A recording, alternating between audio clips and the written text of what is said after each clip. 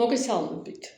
დღეს ვისაუბრებ დაბნელების დერეფანზე, რომელიც იხსნება 12 აგვისტოდან მზის დაბნელებით, აგვექნება ლომის ზოდიაქოს ნიშანში და მთავრდება 28 აგვისტოს მთვარის დაბნელებით მერწყულის ზოდიაქოს ნიშანში, რომელიც მე-20 გრადუსზე იმოძრავებს ეს დაბნელების ენერგიები. ასტროლოგიაში ეს პერიოდი განიხილება როგორც ბედისწერის გზაჯვარედინი, როდესაც ძველი ციკლი სრულდება და იწყება სრულიად ახალი.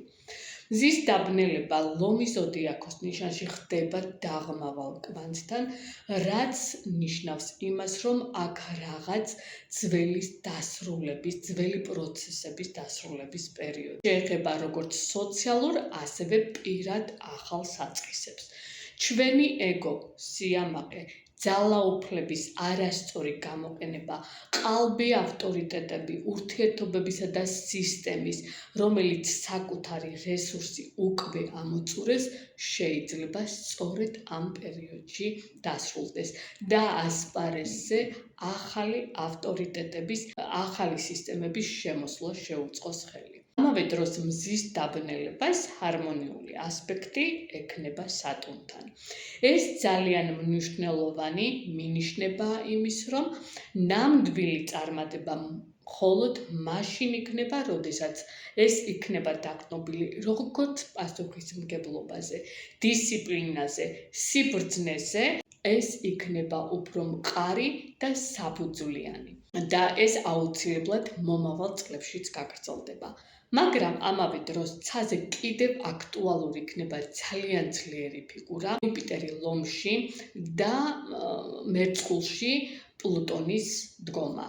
ორი გრანდიოზული პლანეტის ოპოზიციური დგომა, რა თქმა უნდა, მოიტანს ძალიან დიდ ტრანსფორმაციას, ძალიან დიდ გარდაქმნებს. აქ ვიხილავთ აუცილებლად აჯანყებებს, დაუმორჩილებლობას, რა თქმა უნდა, ამის ფონზე ასევე დანაკარგებს, მაგრამ ხალხის ხმა და მათი ერთიანობა ამ წელს მთავარი თემა იქნება. ეს ორი სოციალური უზარმაზარი ენერგიების მატარებელი პლანეტა, ორი გიგანტის დაპირისპირება, ერთ მხარეს არის ლიდერობა, გავლენა, ძალა, საკუთარი თავის გამოხატვა, ხოლო მეორე მხარეს კი არის მასები, ახალი სოციალური წესრიგი, კოლექტიური ძალა და გარდაუვალი ტრანსფორმაცია. სწორედ ამიტომ 2026 წელი 2028 წლამდე შეიძლება გახდეს ისტორიული პერიოდი. ამ ღერძზე ხშირად აქტიურდება ისეთი თემები, როგორიც არის ხელისუფლებისა და საზოგადოების ურთიერთობები, ცნობილი ადამიანები, ლიდერები და მათი ცვლილებები, სოციალური პროექტები, საზოგადოების გაერთიანება, ხელოვნური ინტელექტი და მეცნიერება, ტექნოლოგიის სწრაფი განვითარება. ასევე ეს აუცილებლად შეეხება ბავშვების განათლებისა და მომავალი თაობის საკითხებს. აქ იქნება თავისუფლებისა და კონტროლის დაპირისპირება. ასევე ძველი პოლიტიკური და სოციალური სისტემის გარდაქმნა. რა თქმა უნდა, როგორც სოციალურ თემებს, ასევე აუცილებლად შეეხება ეს დაბნელებების დერეფანი და დაბნელებები, რომელიც 6 თვე აქტუალური იქნება ჩვენს ცხოვრებაში, ჩვენს პირად ცხოვრებასაც. რა თქმა უნდა, ეს დაკავშირებული იქნება ჩვენს პირად რუკებზე, სად გადის ეს დაბნელებების დერეფანი. და ეს დერეფანი აუცილებლად გვაიძულებს გადავხედოთ საკუთარ ცხოვრებას. ვინ არიან ადამიანები, რომლებიც ჩვენს გზაზე მხოლოდ წარსულს წარმოადგენენ? ლომი აქ გვახსენებს, რომ თითოეულ ადამიანს აქვს საკუთარი სინათლე, ხოლო მერწყული კი ამბობს, რომ ეს სინათლე მხოლოდ საკუთარი თავისთვის არ უნდა ანათებდეს, ის სამყაროს უნდა ემსახურებოდეს. აქ გვექნება გასავლელი ზღვარი. 2028 წლამდე სწორედ ამ თემებზე გაგრძელდება მნიშვნელოვანი პროცესები. ბევრისთვის შეიცვლება პროფესია, სტატუსი, საცხოვრებელი ადგილი, ურთიერთობები, ცხოვრების მიზანი და თვითშეფასება. ზოგი დაკარგავს იმას, რაც მთელი ცხოვრება ეყრდნობოდა, მაგრამ სწორედ ამ დანაკარგში შეიძლება დაიბადოს სრულიად ახალი მომავალი. შესაძლოა სწორედ დაბნელების დერეფანში დაიწყოს პასუხი, რომელიც თქვენს ცხოვრებას მთლიანად შეცვლის. რა არის სასურველი ამ პერიოდში?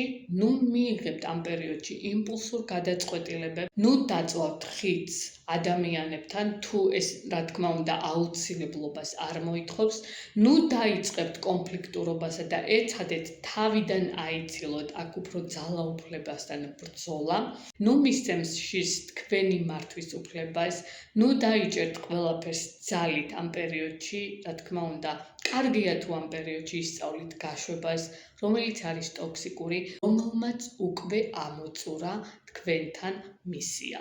ასევე აქ ემოციურ გადაღლასა და გადამეტებულ რეაქციებსაც მოერიდეთ, დაუფიქრებელ ფინანსურ გადაწყვეტილებებს, ჭორებსა და დაუფიქრებელ ინფორმაციებს მოერიდეთ ამ პერიოდში, წარსულის წყენის ხელახლა გამწვავებაც არ იქნება სასურველი.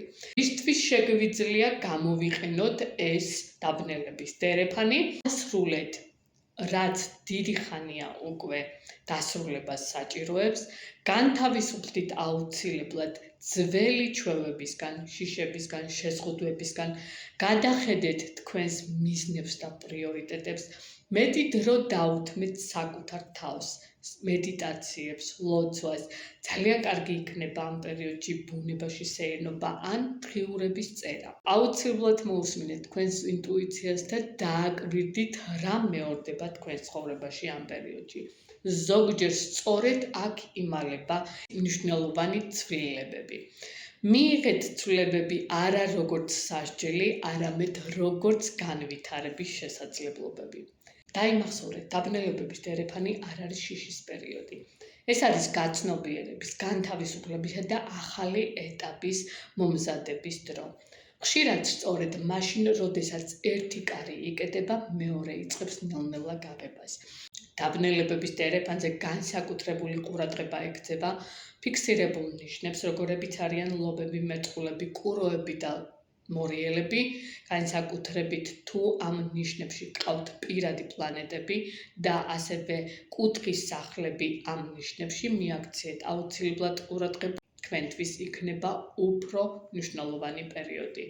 ხოლო ზოდიაქოს ნიშნებზე შემდეგ ვიდეოში ვისაუბრებ აუცილებლად და ვრცლად შემოგთავაზებ, როგორ იმოქმედებს სათითაო ზოდიაქოს ნიშნებზე დაბნელების დერეფანი.